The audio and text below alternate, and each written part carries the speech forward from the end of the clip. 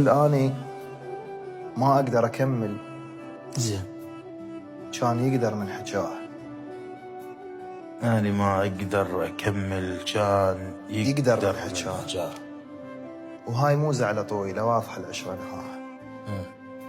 وخفت مني مو علي، غير واحد تخلق الصدمة وراها.